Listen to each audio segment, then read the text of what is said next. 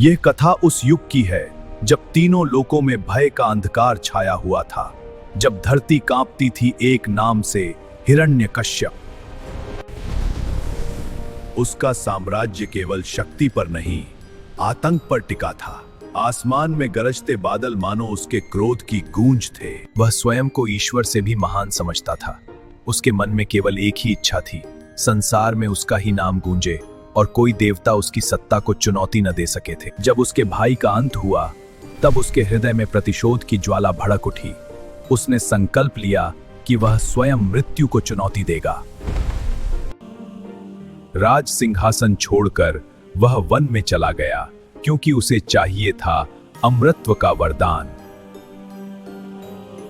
वर्ष बीत गए, उसका शरीर सूख गया, पर उसका अहंकार नहीं टूटा।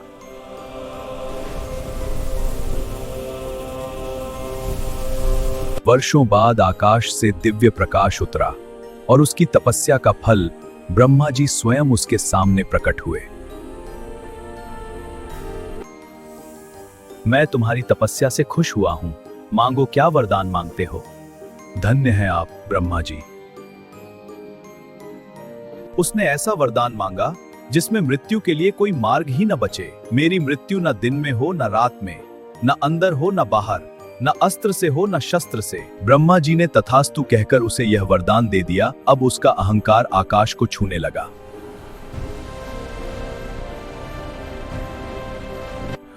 उसने आदेश दिया, कोई विष्णु का नाम नहीं लेगा।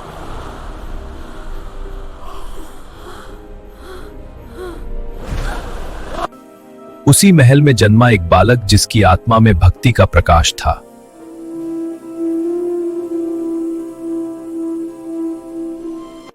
उसके होठों पर केवल एक नाम था, नारायण नारायण।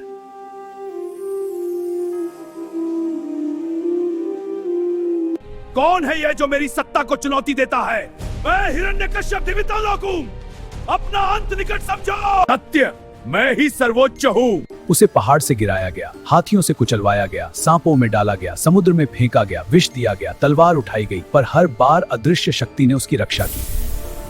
जब किसी भी तरह से वह प्रहलाद को नहीं मार सका, तो उसने अपनी बहन होलिका को अपने पास बुलाया।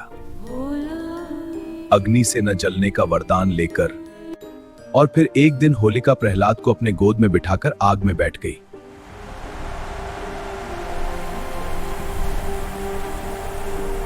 प्रहलाद ने नारायण नारायण का जाप शुरू कर दिया।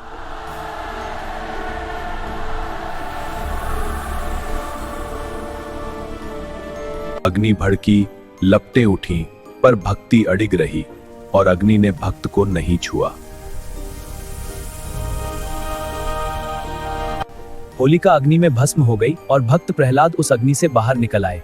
यह दृश्य देखकर सभी आश्चर्यचकित रह गए। मेरी रक्षा के लिए धन्यवाद हे भगवान। देखो, सत्य की विजय हुई है। क्या तेरा भगवान इस खंभे में भी है? हाँ, मेरे भगवान हर जगह हैं। झूठ मत बोल, खा मुझे तेरा भगवान। वे दिखेंगे, लेकिन आपको विश्वास चाहिए। कभी नहीं। खंभा फट पड़ा और प्रकट हुए नरसिंह।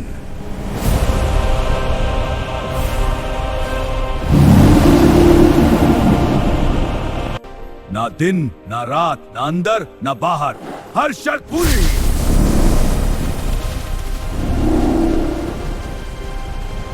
अब पूरी हुई और अब मेरा क्रोध। और उसी संध्या अहंकार का अंत हुआ और हिरण्यकश्यप का नाश हुआ।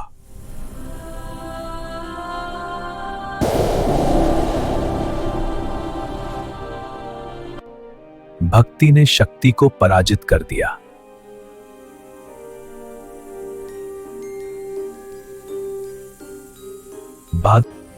अंधकार समाप्त हुआ, प्रकाश फैल गया।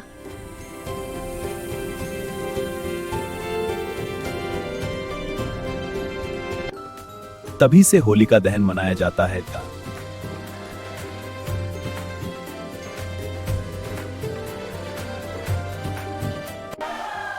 रंगों का यह उत्सव हमें याद दिलाता है, बुराई चाहे कितनी भी बड़ी हो, अच्छाई की जीत निश्चित है।